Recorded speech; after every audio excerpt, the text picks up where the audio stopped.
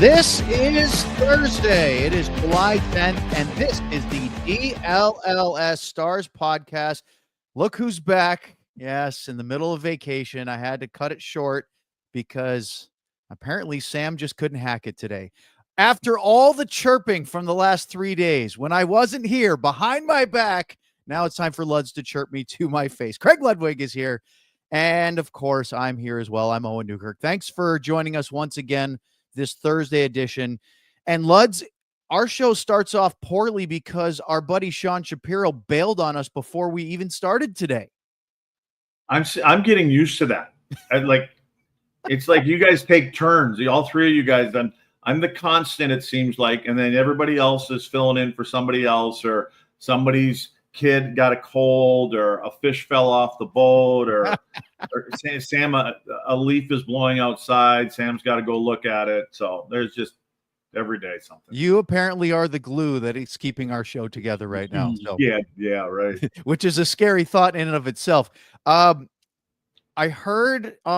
watched half of yesterday's show. I've watched the other ones. Aside from some internet issues with Sam, which was interesting, and Sean trying to drink beer out of his beer league cup trophy, it seemed like there was a lot of nostalgia because our buddy Sam, who grew up a huge Dallas Stars fan, when you let him loose, he just wants to talk about your team in the 90s. In particular, Joe Nieuwendyk, in his dreams, he's dreaming about Newey. And I was dreaming about Newey, and I thought it came to mind this morning, thinking about Newey, and I'm like, well, that's not the way I want to start a show, but whatever, Sam. So the next time you have to talk to Nieuwendyk, do you have to admit that you have never dreamt about him? Me? Yeah, you. Yeah. I've never dreamt about Newey. That's what I mean. Sam that's dreaming about him. Sam has, right? Yeah, trust me. I don't think Joe's tuning in to listen to even know what happened, so I won't even bring it up. We'll have to have Newey on at some point. That'll be a fun, maybe this summer when I've talked to him a couple times about it, and you're just trying to catch him because I think he's got a place in New York too. So is he up in my neck of the woods right now? I'm not sure where he was. He's somewhere. Well, I went and did a card show, I should say, in New Jersey when, like a couple months ago. Yeah, I remember. And I was not even told, I got there the day before at 2:00 in the afternoon. Okay. In the hotel, nice little hotel bar. I asked the guys where the bars are, where can I go, all this kind of stuff. I get to the card show at 1:00 yesterday.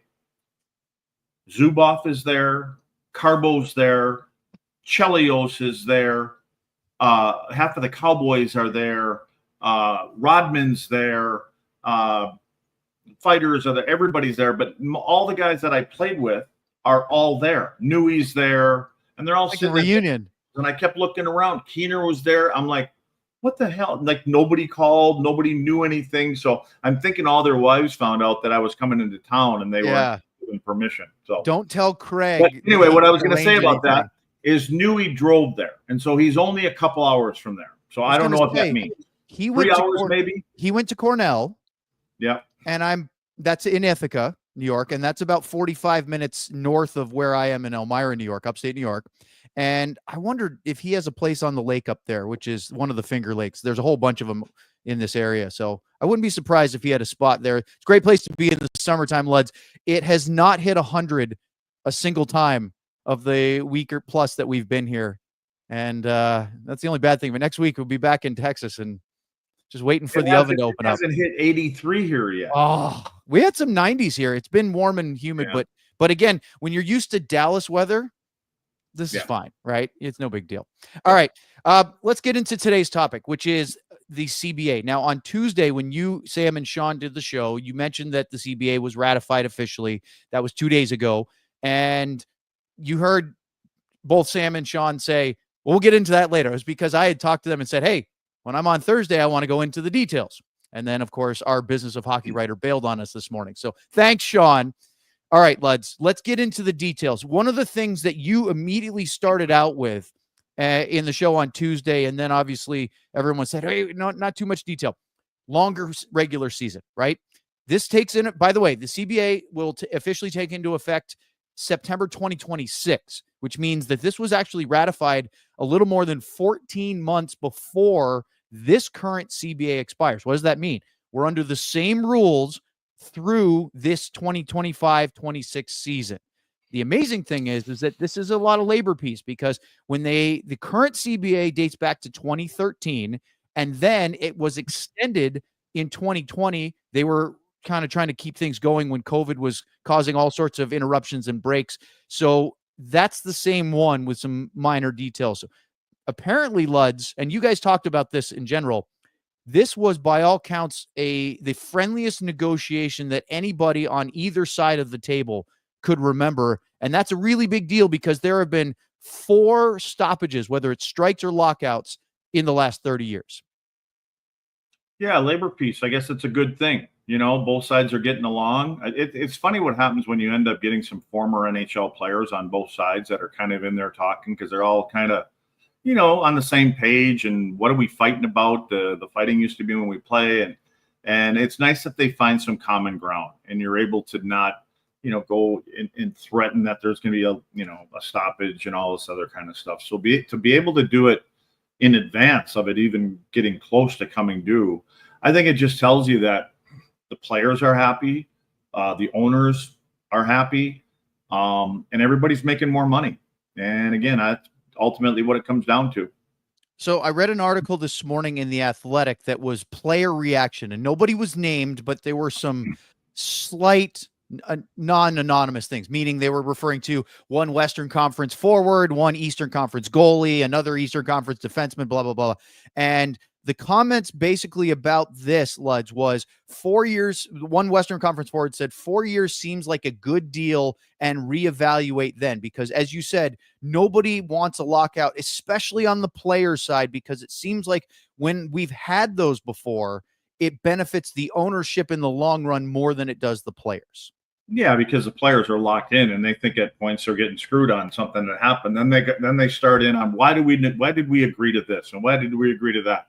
So now, you know, it seems like it's just a shorter term, very similar to contracts. You know, Yeah. I mean, NHL contracts, and I think that I mean, with the exception of some, you know, the elite players, you're trying to get players on 3-4 year deals, and I think players, and the main thing obviously for all that is that the salary cap is going to be going up. So nobody really wants to lock themselves into anything and have the cap go up, and now all of a sudden your $6 million a year is probably worth 7 or 8. So let's get into these details. As I mentioned, let's start with the games. Longer regular season. Instead of 82 games, which we will still play this year, 25-26, after that, it will be an 84 game season, which is not the first time that's happened, but now going to 84, those other 2 games will be division games. And Luds, I know it's a minor irritant of mine, but I like the fact that they're doing this, because in the current system, we don't have balanced games in your division. And it always bugs me. I don't like the division format for the playoffs. I wish it was 1-8, and we can do that on another day. But if you're going to do it, you should at least play the teams you're vying for playoff spots against the same number of times. Sometimes you play a team 4 times a year in your division, sometimes 3. Now it will be balanced because of those 84 games. But the big concern, it seems like, from the players is more games means more load on the top guys. And we're going to talk about a little bit later in the show about some of the other things that the CBA will do, which is, of course, locking in the international calendar. And that's going to add more, especially for the best players, right? So from a player's perspective, and they are shortening the preseason, is that a good trade-off in your mind for the players to 2 more real games and 2 to 3 fewer preseason games? Yeah, I said this the other day too about this. It's great for the players. You know, again, and the other side of it, it's great for the coaches. The coaches know the players that aren't going to be there, and they're taking looks at players. They want to get the games going. The players want to get the games going. Players are going, especially guys that are veterans. And I don't know if you would consider that 3-4 years and above, but you're kind of going through the motions. You can say that you're going into it and giving it all you want. You're not. You're going through the motions. And then, unfortunately, you got a couple players that are trying to make the team, and they need the best player to kind of help them along, and they're not getting it. So preparation, and then I just think that's where injuries can come in. When if you're not playing 100%, regardless of what it is. It's funny. I remember a long time ago talking to Jamie Benn, and it was game 82 coming up. And I was talking to Jamie about something after game 81, and the season was over. They weren't going to make the playoffs. And I just said, just make sure you and the rest of your team don't go through the motions in game 82, because you'd hate to spend 3 months of the summer rehabbing something because you weren't ready to play the game. So, from the standpoint of the 4 games, now I think as a veteran kind of guy, you're going to get 1 or 2 games, and then we're going to play the real season. They're in shape when they get here. It used to be where I said this also the other day, like our training camps were 2 weeks long. Yeah. And it was about to get in shape. And that's how the players approached it in the summer. They don't do that now. They're ready to go from day one. So, and then on the other side, like I said, with the coaches, they're like, I don't know why we're looking at these guys, and none of them are making the team. I'm sorry, but they're not going to. So let's just get to what counts. Well, to that point, the only complaints about that this article had of, interviewing some players was young players. And you're right. I don't think there are going to be any NHL veterans that are upset that the preseason's shorter, but there were players that said when they were young in the league, they really, those were big opportunities they felt to showcase themselves in those preseason exhibition games. But to your point, as much as players probably feel it's their chance to have a good game and maybe get a look, it might not be as big a chance as they even perceive it to be, right? With the purse strings being so tight now with salary cap and things like that, you're lucky if you can get to your 23 guys, 22 or 23, and fit them under the cap. So yeah, it's like I said. I think we all understand it, that you want to be able to have an opportunity to show what you can do. And now, unfortunately, sometimes that'll backfire, because there's going to be some young players that are going to try too hard because they think they've only got 1 or 2 games to show off. And then when you do that, you end up making mistakes instead of just being who you are. So I just think in general, it's a good idea on both sides. And like I said, I know that the coaches are going, awesome. Let's keep going. We're getting paid for the 84, 82, whatever you want to do. We're getting paid for that. The idea here, and this is interesting, Leds, training camp will be reduced for veterans. And that veterans term means, in this case, anybody who's, I believe, who's played, well, no, anybody who's not a rookie. Okay. There's 2 different things I'm looking at here. So training camp was 21 days long on the current CBA. After this year, which again, 1 more year of the same, it will be down to 13 days for veterans and 18 days for rookies. And any player with 100 or more career NHL games is only allowed to play in 2 of the capped 4 preseason games. And only allowed to. That's right. You can't do allowed to. And Luds, you said the other day, like, there may be guys that only play in 1, and that's all they want. If I'm reading that right, and again, I want to preface this all by saying that this is what's been reported by, again, very trusted league reporters. The actual CBA has not been published. Right. So this is all we're getting this, reported secondhand. So I assume it's right, but there could be a little changes. If there's 18 days for rookies and 13 days maximum training camp for veterans, does that mean we're going to have like rookies reporting 5 days earlier than everybody else now? But everybody's going to be there anyway. Yeah. They're all there. They're all there. And what they'll probably do is they'll just have the rookies going out, all together on the ice for those first 4 or 5 days, and which I think is a good idea, because they should be compared against each other. Sometimes I think it's not fair. And sometimes I think that when you are a young kid and you're in there with all the veterans, you're a little overwhelmed at times, and you're trying to do things, like I said, that you probably shouldn't. You're trying to prove things. At least now it's more of a level playing field for the young guys that are coming into the league for those first few days, at least, because they're going to get thrown into the mix eventually. So at least they can get their feet underneath them. So I like that part of it. And and again, those other guys are going to be there. They're going to be working out. They're going to get on the ice anyways. There's going to be times that they're going to be able to get on the ice, unless there's something in there that says they can't get on at any point. But I highly doubt that. So yeah, I would coaches say aren't going to be on there for that, right? It's the right. informal captain skates. Yeah, and I don't plan on Jamie Benn being out there coaching. Yeah. Hey, what do you guys want to do well, let's do a couple of these drills and then we'll play. Yeah. All right. Well, up next, boy, do we have a lot more. This might take 3 segments. It might take 4, but we are going to go through a lot of the details that we have on the CBA here on the DLLS Stars podcast. Just like your favorite team needs a home ice advantage, your home needs a home floor advantage, and Empire Today can help. Empire Today has dedicated flooring professionals who focus on flooring every single day. Empire Today lives and breathes flooring, and they're with you every step of the way. It's a whole different ballgame. Get your measurements taken and have all your questions answered so there are no surprises. With Empire Today, you get a clear, upfront, and all-inclusive pricing, plus you can schedule installation as soon as the next day. Schedule a free in-home estimate today because some things are just better at home. DLL listeners can receive a $350 discount with using promo code DLLS. That's right, $350 off discount with code DLLS. Restrictions apply. All right, let's talk about branded bills. Whether you need snapbacks, truckers, fitteds, beanies, or tees, Brandon Bills has you covered with performance and style. Looking for some gear to make your brand stand apart from the crowd? Well, Brandon Bills has you covered with the best custom headwear. Start your order, and their dedicated team will help create the exact custom apparel you need. They have a partnership with 40 colleges as part of their campus collection, including, of course, Texas, Texas Tech, TCU, all the teams that you might care about. Probably have to throw SMU in there these days if you're talking about Dallas college sports.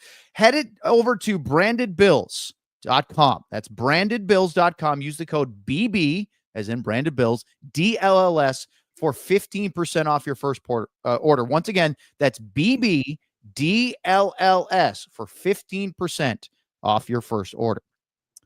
All right, lads, let's continue our chat here on the CBA stuff because there are quite a few things rolling through here.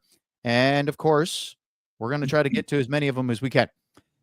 Let's talk about the LTIR playoff salary cap. Now, details are still somewhat sketchy. Yeah. I don't know if I feel like I have a full grasp on exactly what they are, but here's what we know and what we, again, not this year. So one more year where you can use the LTIR and try to do your best you can, and it's not illegal. The upcoming CBA negotiation, we will have or not negotiation, but the new one starting in 2026 will have limitations on the extra cap space that you can use on LTIR. What does that mean? Well, the language I've seen is teams will only be allowed to exceed the cap by an amount equal to the prior season's average salary, unless the NHL and the NHL Players Association both approve the full amount, which will basically only happen if there's absolutely no doubt the player will miss the entire remainder of the season, which includes the playoffs.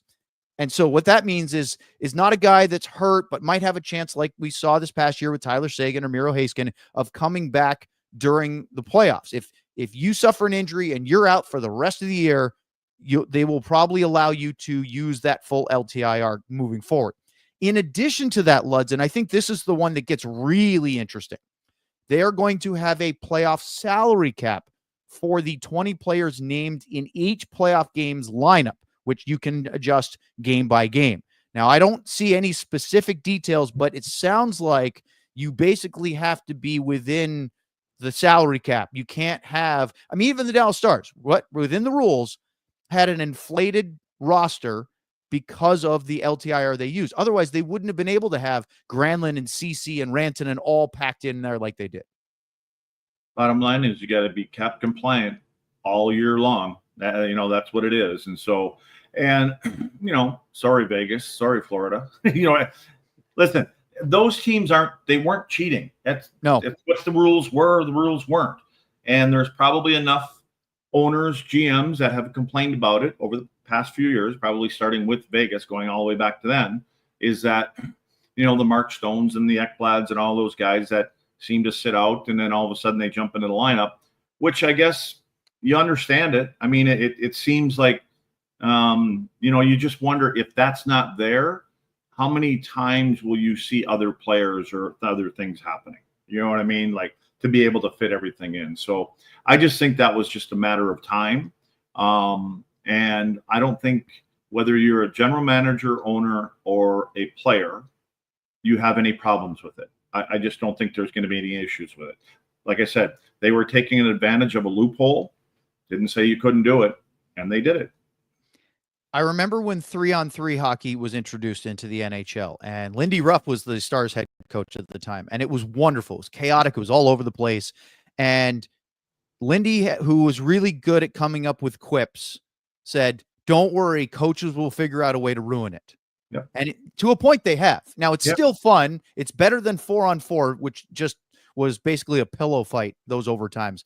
But give time to Marchenko and everybody else that has to be the salary cap expert for each team and their analytics and stuff. They will find a way, Luds, no matter what the new rules are, to find new loopholes, right? Because that's what they're getting paid to do. Exactly. Right? So while they make these changes, and I think it's for the betterment of the game, because everybody seems to feel like, well, it's legal, it sort of violates the spirit of the salary cap. They're going to find other ways. And I'm not saying it's going to be Vegas or Florida or Dallas or whoever. Like, maybe it'll be those guys, but if you're not trying to figure out a way to improve your team to get an advantage in the professional ranks, you shouldn't be here. Do you know how many of us have tattoos that you probably can't see that says, if you ain't cheating, you ain't trying? Every bean counter has it, whether it's one of those invisible tattoos or it's underneath their armpit. That's what they get paid to do. How do we make it work? How do we make it fit? And you've got some of the smartest people in sports that are doing that kind of stuff. And so, like I said, it's just the way of the business. Hey, Luds, we've got a super chat. Can you give us a big bong? Oh, yeah. Bing bong. Thank you. Ken Has Murphy Elijah not Photography. figured that part out yet, by the way? Well, he did play Finland the other day. I did hear him find the Finland drop, and that got Sean to stop down mid-comment, which I laughed very hard about that. Ken Murphy Photography with a Brendan Morrow and a Jamie Benn. Notice he wanted to say Brendan Morrow and not Oscar Beck. Nothing wrong with Oscar Beck, but Morrow is a little different to this franchise at this point. Is September 27th here yet? Have a great weekend, boys. Luds, we got about 2.5 months before that happens. Well, Ken had a couple, I think, yesterday and the day before too, and I'm guessing the reason that you have Brendan and Jamie there is I was talking about those two guys, and I said that in particular Brendan, and it was kind of on the same thing I get on. I think this organization for a long time has had those kind of guys as your captains. You have those players that have those elements to their game, and when I was talking about Jamie. And how he takes years off his life because when you got to play a certain way and you got to fight as much as you can when you're in that window. And I just thought that Brendan was the guy that probably took 2-3 years off of his playing career just because he wasn't at the same height and weight as some of these other guys, but Brendan never shied away from anybody. And he played, if Brendan Morrow scored 400 goals, which I don't know how many he scored, if Brendan had 400 goals in his career, 372 of them are from in the blue paint. And that's where he made a living. And that's kind of how Jamie does his thing. Darian Hatcher made his living in the blue paint at the other end of the rink. How many goals do you think Brendan Morrow scored? I'm going to say less than 300. Correct. I'm guessing 276. Ooh. If you were playing Price is Right rules, you would have lost because you went over. He scored. Did I go over the mountain? 200. Yes, the hill climber, and you pitched over. Okay, I went over. 265 regular season goals in 991 NHL games. And to your point on that, as we get our bing bong digression, if Morrow played a different way, he wouldn't have been Brendan Morrow, but he probably would have played over 1,000 as though those tire miles were hard on him. Yeah. And, and for the way that Jamie, plays and played and the way that Brendan played the game, and it wasn't about the goals as much. The one thing I didn't pick up on this until a couple of years after. If you ever watched how Brendan played in front of the net, and typically all of a sudden they back into the goaltender, right? They're in there, they're keeping him in their crease. And as soon as the shot was taken, whatever, depending on what side it went of their body, immediately Brendan just swung around, stick on the ice, and just whacked at a puck. And normally I'd pay 90% of the time he hit the goaltender and the skates. But it was just, but you know how many goals he probably scored by just having that one tactic of his, that the puck is there. I'm not going to turn around and try to find it. It was all in one motion. And so, and I'm sure he got a couple slashing penalties along the way with that. but again, you know, it was more about, hey, there's a chance I'm going to get a piece of the puck. So, but that's where he made his living. And I played with another one that back in my day was Claude Lemieux. And those guys are, they pay the price to score the goals, and they paid the price to earn the money that they earned. In that vein, and I'm glad you were here to talk about this, Les, because one of the things about the CBA, as I pull it back on those rails, the players were pretty excited about this, and I wanted to get your take on the significant increase in the players' playoff fund. Meaning, right now, the level is at $24 million, and that will move up to $34 million for the 26-27 season. And then each year it's built-in escalators by $2 million. And so the last year of the new CBA, 29-30, will be $40 million. And I think this is probably a big part of it too. It will be paid off share and not from the hockey-related revenue. All the players that were interviewed in this Athletic article that I saw talked about how nobody's really paying attention to the money in the playoffs because you're solely focused on trying to win the Stanley Cup. But when you take a step back and you think about doing what's right for the players, and they are a big part of ownership making significant profits, the teams that are in the playoffs and getting those playoff home games, how important is it that the players' playoff fund goes up like this? Do you know who you're talking to right now? Mr. No Distractions. Do you want me to talk about our playoff money that we got? Yeah, I do. My first year. Now I was in Montreal at the time, and it was Canadian dollars, and and we're talking about the 80s here. People don't know that the taxes in Quebec suck. It's the worst thing on the planet. So how it works is each round, whether you win or lose, you get a certain dollar amount. You get paid just to get to the next round, but ultimately you get like double. Because you're not getting a paycheck at this point. Correct. Yeah, your paycheck, your game 82, game 78, whatever your season was, that's when it stops. Yep. So. And so what the Montreal Canadiens did, and I believe most of the teams did. So at the end of it, when we won the Cup in Montreal, our playoff money was $25,000. Now the team matched that, so it was 50. Actually, I think it was exactly $52,000.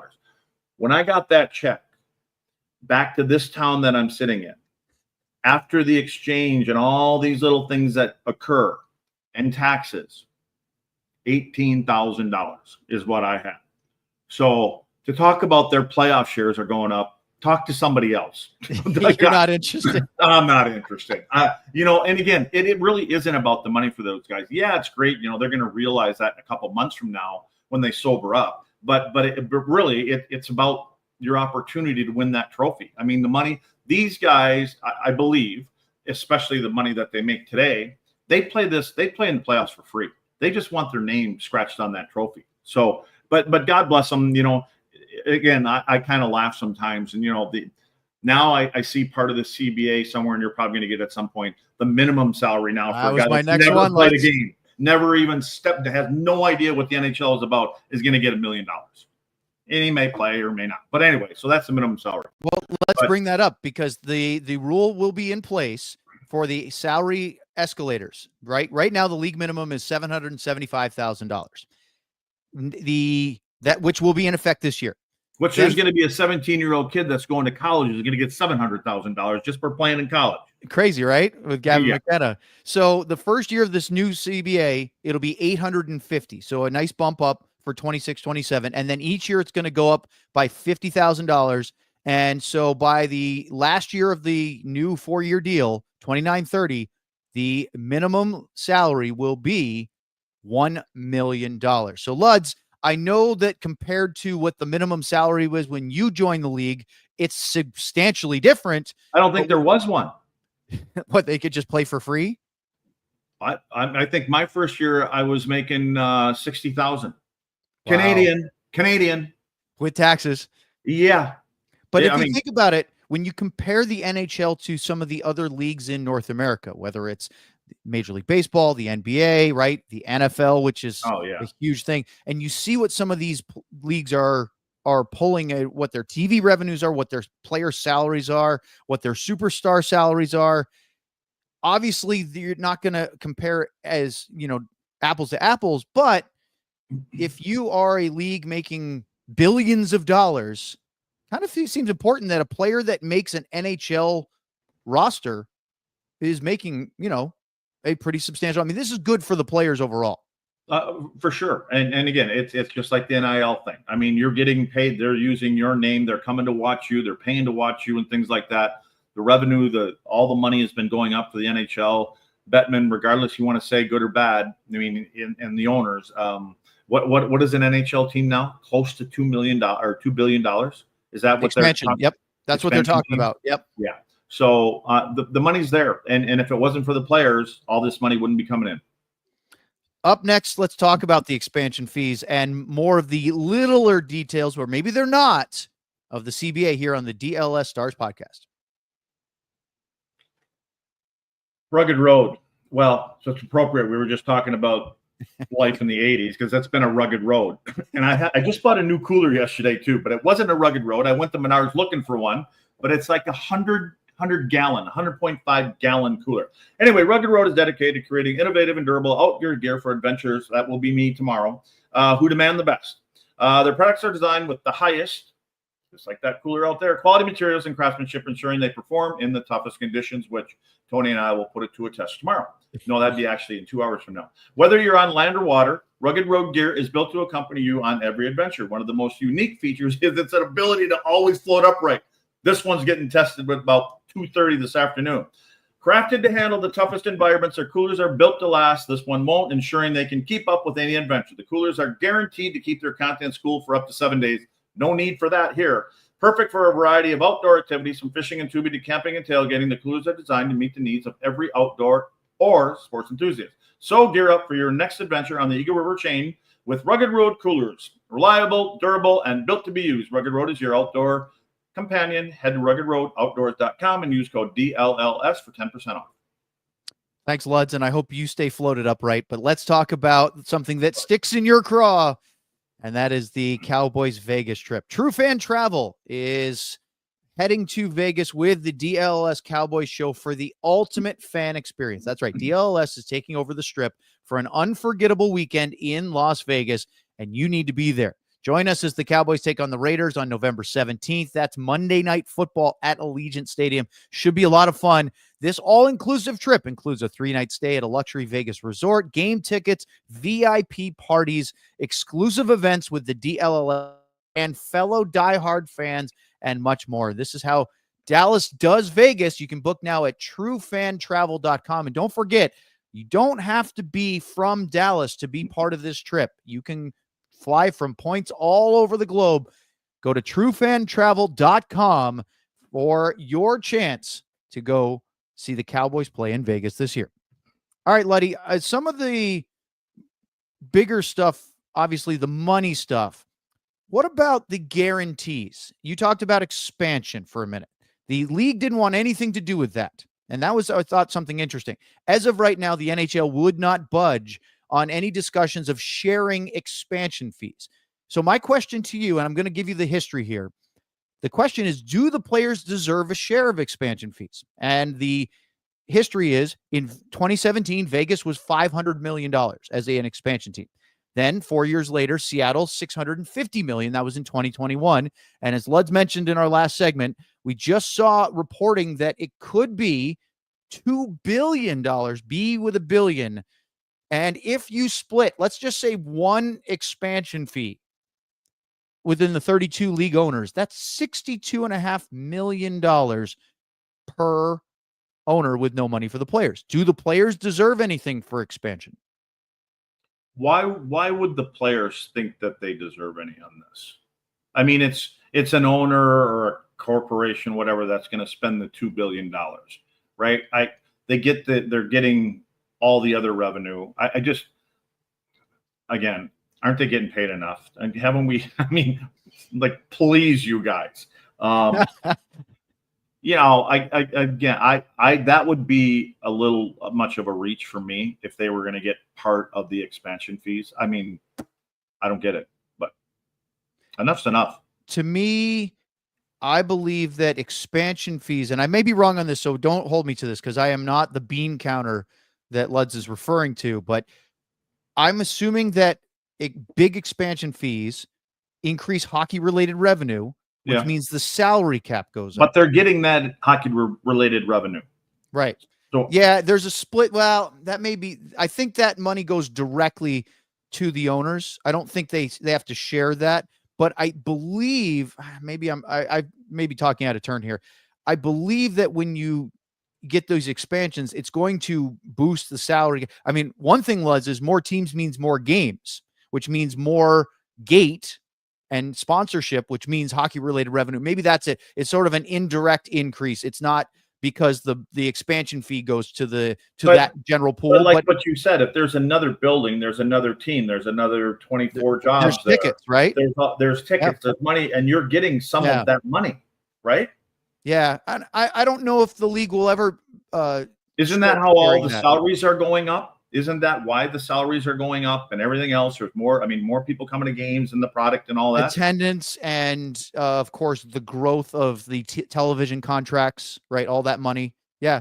So, I don't know if I necessarily think that has to be shared, but Luds, and we've talked about this before.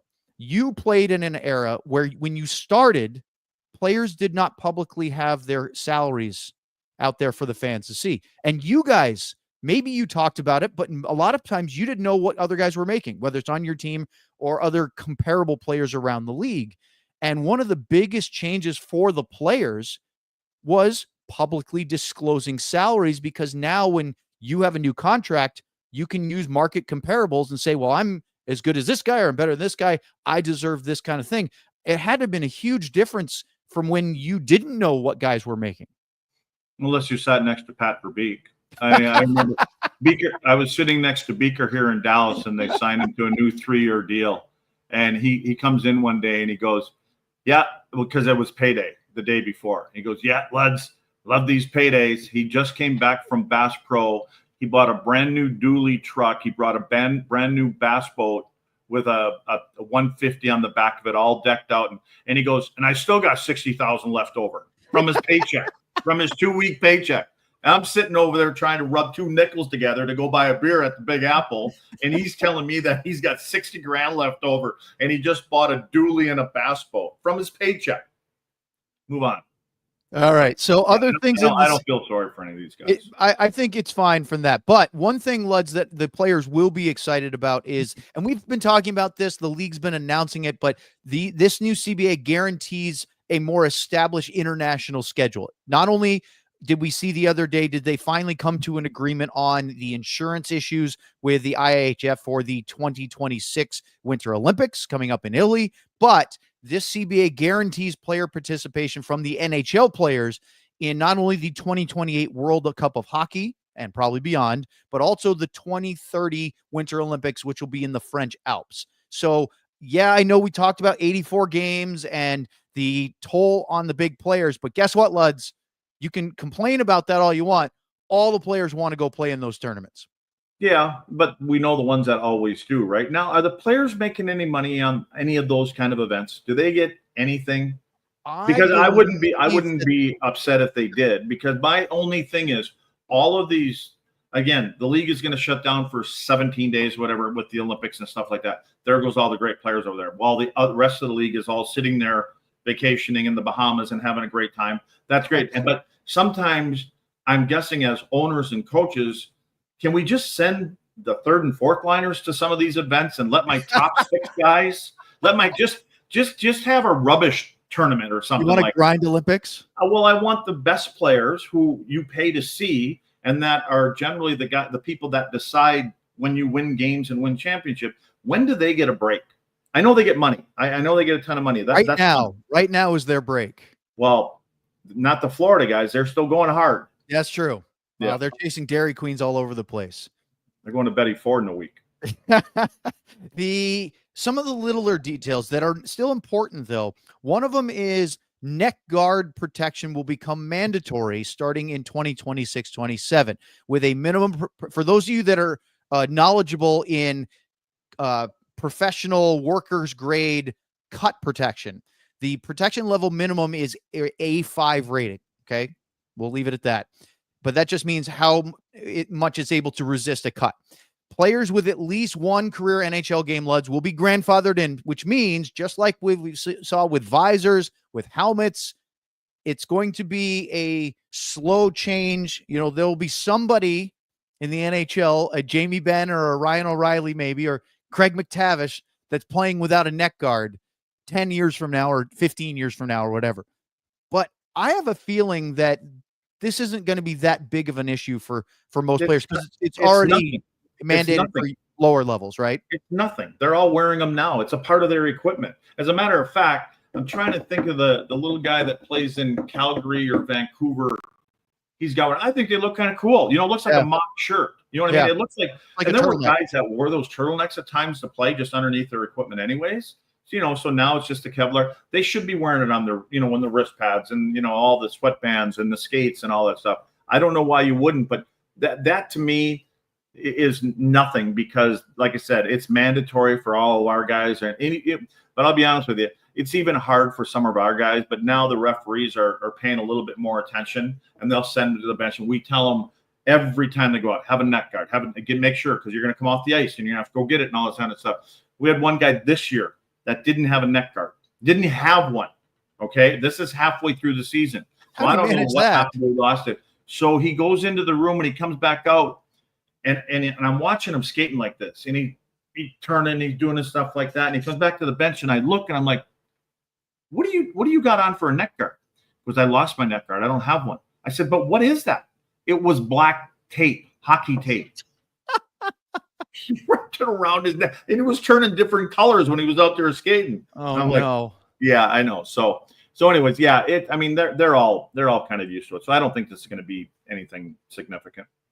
A couple of years ago, I want to say, was it maybe a year and a half ago? The USA Hockey made it mandatory for youth hockey players, basically junior age, under 18s and below. And then the NHL decided that their AHL teams were going to have to wear it. And so when you saw Liam Bichel come up this year, he's wearing one. Alex Petrovic is used to wearing one, so he's got one on. Personally, Luds, the separate necklace collar things that you can strap in are more annoying. To me, when we bought our kids each ones because they had to wear them, I said, well, I'll get one. I'll show you. I'm not just going to make you do it. I'll wear it when I skate around. The ones that are built in, like you said, those sort of like mock turtlenecks, they're sewn into your base layer. Once you get it on, you forget it's even there. And that's great. To me, the ones that you have to Velcro on separately are bulkier and more noticeable, and they might catch on your shoulder pads or something like that. I'm always curious why you wouldn't have kids start young. And obviously I'm only speaking about hockey, is wearing the knee braces in your pads. The Donjoy as a preventative. All three of or at least two of them had their knees screwed up, and they get their braces. You can't even tell. I mean, they're like this book. They're so. I'm just wondering. It's preventive medicine. Like what if you started wearing it at 15 years old and it becomes part of your shin pad or something like that? You'd never even know. And I'm wondering, wouldn't that cut down on players? It's a lot of players missing 2 months or 3 months or a whole season and just got to be like net guards. Be something that we should probably refer to like an orthopedist that's an expert in the field. But I don't remember when it started, but there was a shift at some point where all basically offensive linemen in football have knee braces on both sides, and they were getting chop block all the time, and that's why there's a penalty now. But they're all they're all sitting on the sidelines after 3 games. So maybe that's just sort of, hey, these guys won't survive if we don't have that a little bit more. So it'll be interesting. And again, we have to talk to a medical professional. Okay, a couple other things to talk about, Luds. Salary retentions. There's now going to be a rule, and again, we have one more year left, of where you are not allowed to retain salary on the same contract 2 times within a 75 regular season day span, meaning a second retention on the same contract can only happen after 75 regular season days from the first one. What does that mean? Well, let's say you make a 3-team retention, which the Dallas Stars actually did when they got Mikko Rantanen, right? They got him at 25% of his cap hit because it was it through Chicago? I think it was, if I'm not mistaken. Or no, sorry. Yeah, no, I think that's right.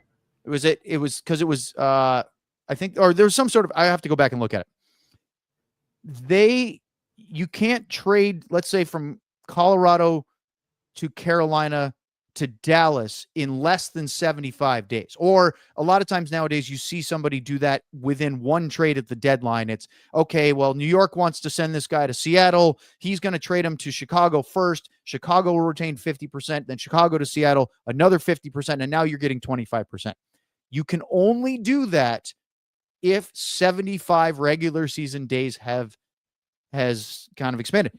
I tell you what, Luds, to try to squeeze big name contracts into no cap space, this is going to be a lot harder for GMs. Well, weren't they complaining about Mitch Marner? His deal, a sign and trade kind of deal. Yes. Because the 8 years is going to go away. So they wanted to get Marner in. Vegas wanted to get Marner in under theirs because they can't sign him to 8 years. It can only be the team that you That's formed right. with. So they get Toronto to sign him for an 8-year deal and then trade him 10 minutes later to Vegas. And so Vegas, everybody and wins. that lowers the cap hit a little bit for that 8th year. And that's, again, that's their jobs. That's what they're supposed to do. Find it. I'm glad you brought that up, because shortening of contracts is one other thing that they're going to do. It means that from 8 years to 7 for contract extensions with the same team that you were originally with, and from 7 years to 6 as a free agent. Do you think that's good for players? Do you think that's bad for players to lose a year on both? I don't know if it matters that much. I mean, I don't know. I don't think it's a sticking point for the players. The way that the salary cap continues to go up, and you expect it to if they're going to add teams and everything else, and it's going to keep going up. I just think that I don't know why you want to get, first of all, I don't know why you want to get locked into a team for 8 years and not have an opportunity to, I would be telling my agent at the time, well, Jesus, my neighbor was an agent, for God's sakes. That for me, it didn't even matter. He cut the grass, he cut yards in town. So, but I'd say, you know what, like, I'd rather only go 3-4 years. I don't know if I'm going to like it. And if they don't like me, then I don't want to be here and I don't want a big stink here, but I would like to be able to have a couple good 2-3 years as I get a little bit older and the team wants me. And well, if you want me, so I don't know why they get wrapped up. I understand it for the older guys, like what Marchand did. Sure. We get that one. I mean, what's he going to be, 49 when he finally, that contract runs out or something like that? I mean, they're going to be paying him for 3 years after it's done. But again, they'll probably figure out a way to stop that thing sometime too.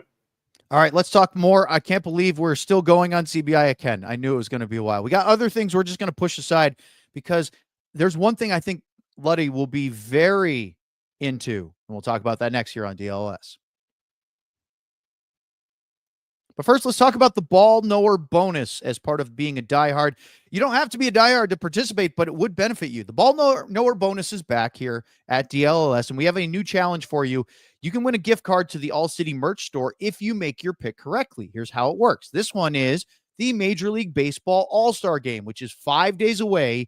You pick the winner, National League or American League. And I'm kidding you not.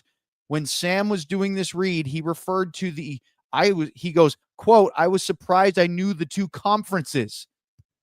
They've never called them conferences in baseball. Boy, oh, that hurt. Anyway, pick which league, National League or American League, is going to win the MLB All-Star Game. Then you make a purchase. Browse our store, make a purchase of at least $25, if not more.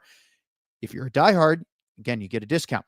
Win a gift card. If your pick wins, you win that same amount as your original order. That's the ball knower bonus, but you have to click on the link. It's in the chat. It's also in our YouTube show description to then make your pick, place your order, and try to double your money with a gift card from ALLCITY. That is the ball knower bonus. Now, not teasing Sam entirely on this, although it's pretty easy, low-hanging fruit.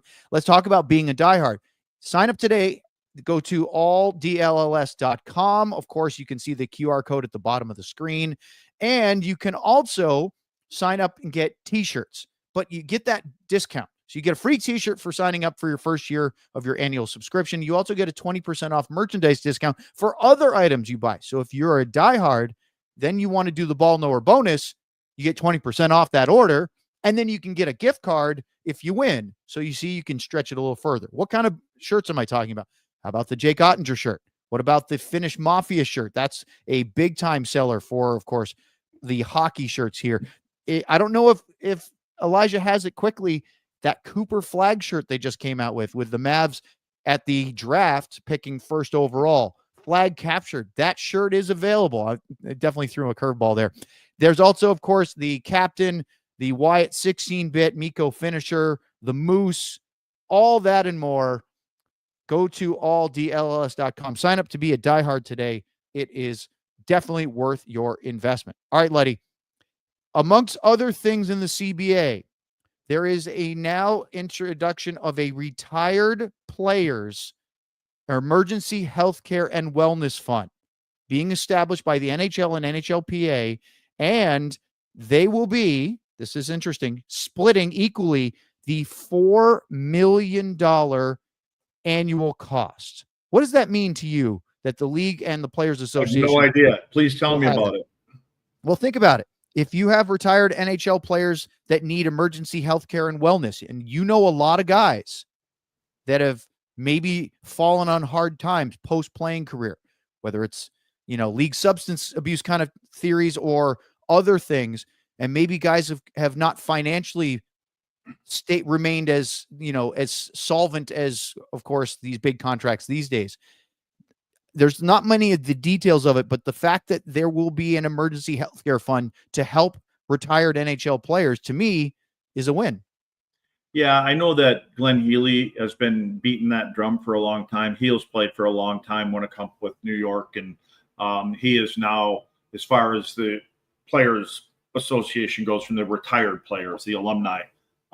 He's done an unbelievable job, and Heels has been kind of carrying the flag on that. And so it's nice to see that some of his time that he's put in is starting to get paid off for some of these guys that, I don't personally know any of those guys but I've heard of a few of them. And it's sad when some of the guys that this game is built on, some of the most important players in the NHL history and again, at the time, those guys had jobs in the beginning. They had jobs in the summer, and they were farmers and things like that. I mean, obviously I'm going way back, but it's for some of those guys to see where salaries are today. And I think it's a big hand clap from them that, this policy is moving forward to be able to help them out. The no more AHL paper loans rule is going to be in effect in the new CBA. And by the way, we're actually going to run out of time for all the minutia here. So we're going to try to hit the ones that I find most interesting here, and we'll leave it to other stuff. But Luds, if a player is sent down through waivers or exempt, sent to the minors, no longer can it be what we called, we were told by some pretty prominent and award-winning NHL GMs that there are no paper loans, that players have to make every effort to get to the AHL club and not stick around. Well, a lot what that means? Oh, I didn't make it. I got a flat tire. My credit card didn't work. I couldn't fill my tank up with gas to drive, to Cedar Park. So now players that are sent down will have to play at least one game in the AHL or technically ECHL, I suppose, before being allowed to be recalled. Is that a good thing, Luds, that you're not having players sort of in limbo on days off for the teams to try to bank salary cap space, but also, especially for young guys on two-way contracts, actually losing out on NHL salary because they're papered to the AHL team? Well, isn't that owners or managers crying about other ones that are pulling that off more often? Probably. Loopholes, they want them. We don't ever do that. I don't know why, and there's probably only, of the 32 teams, there's probably about 4 of them that play by the rules. So those are the squeaky wheels that are getting the grease right now. What about dress code? The elimination of the league-wide players' dress code.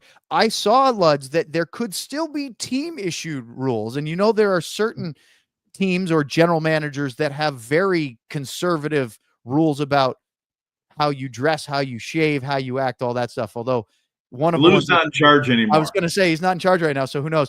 But is that good that players are no longer required to wear certain things, or at least from a league-wide basis when they come to the rink?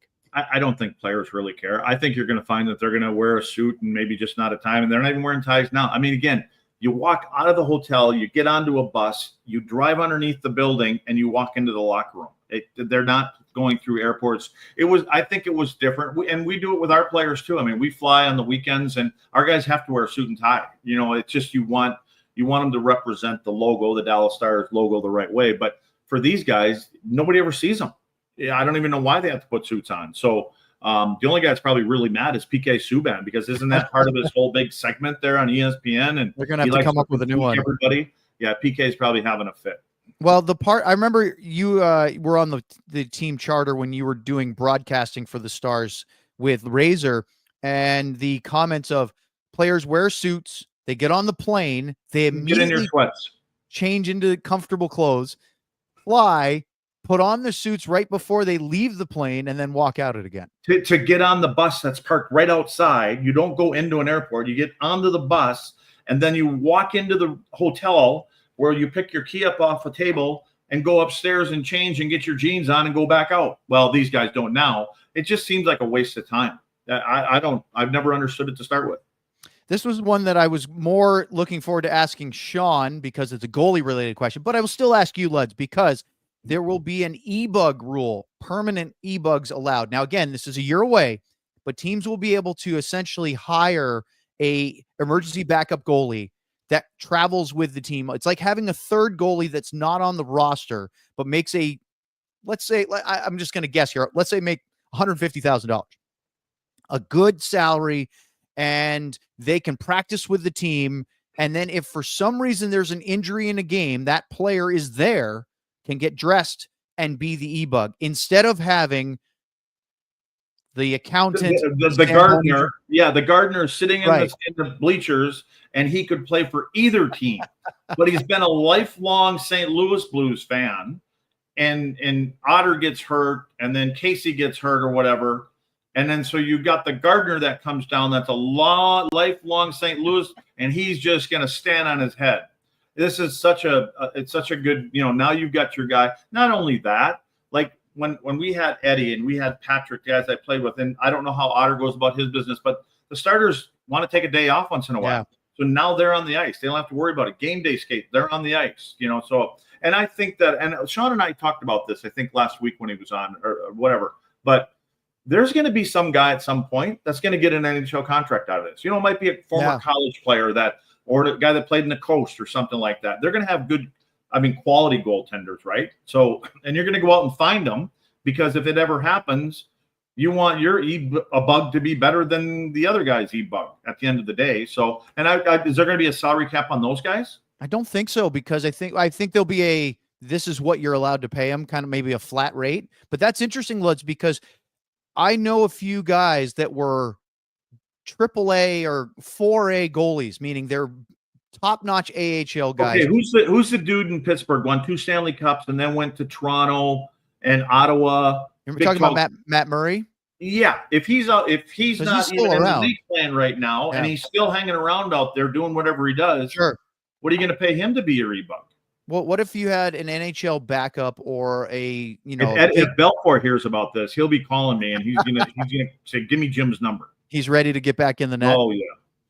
Hey, quick side note: Harry just wrote in the chat, didn't Pat Verbeek lose part of a finger working on the farm early in his career? Yeah. There you go. He was a pig farmer. Confirmed, Harry. He did that. Yeah, Luds, there are enough goalies out there that probably call it quits because they can't get a job, because the next young guy is coming up in the AHL, or there's just only so many backup roles. But you can make pretty good money being a permanent e-bug. It's kind of like the taxi squad for goalies. I think that's a good thing. What do you think about? We talked about this the other day. What do you think about the no more fitness testing? You glad that that's getting out of there for it doesn't matter. These guys take care of themselves 24/7. It does that. That's the last thing I think you got to worry with this guy. I told you guys already the long story about the Finns in Anaheim, wherever it was, the hotel. I mean, they're not looking to go out to a bar when they get into a town. They're looking for the closest Whole Foods and get the best food for them. That's the least of concern. They wouldn't be throwing these kind of things in there if they didn't know, what their players were like and how they take care of themselves. Lastly, for me, and it's just a couple of things I think are interesting, a tweak to the bye week rules where if a player who is waiver exempt but has played in at least 15 of the team's last 20 games before getting to a bye week, they are entitled to time off at NHL salary and benefits level, meaning that they don't, as long as they're not loaned to the minors prior to the team's 4th to last game played. What does that mean? It means that a lot of times you call a guy up, he's playing with your team regularly, and then you get to the bye week and go, we'll send him down, we'll save some money on the cap, and he gets to play more games. I think it's probably good for those guys. If he's become a regular on your team, he deserves that time off. Yeah, I agree. I mean, who all has to sign off on that? You're talking about on the on that particular one. Like, I mean, are owners signing off any? I mean, are they the ones driving, beating that because we don't want to pay these guys? Or I think that's probably a player side thing, because the agreement is ratified by the NHL Board of Governors, aka the owners, right, or their representatives, and then the Players Association, which of course is all the active players, but then negotiated by the player reps, the ones that. So that ultimately on this one, the owners have to sign off on it because they're the ones that would have to pay. Both sides do, yes. They're doing okay. Yeah, I think so. All right, couple more little ones we'll probably leave to another day, but Luds, we didn't even get to the Ray Ferraro quotes about Otter. We're just going to keep kicking that down the road. But I'd say overall, this is really good for the NHL and for the players because they're making money. Their revenue is growing. The league, you talked about this as far as the skill game the other day. It's never been better.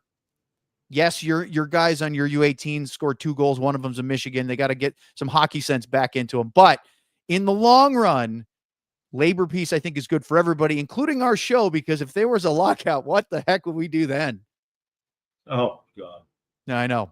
We'll be doing shows from the boat, which may be tomorrow. Speaking of which, good luck with that, because tomorrow's show is you and Sam, and you might be on a party boat, maybe, or some other kind of boat. Who knows? We'll see.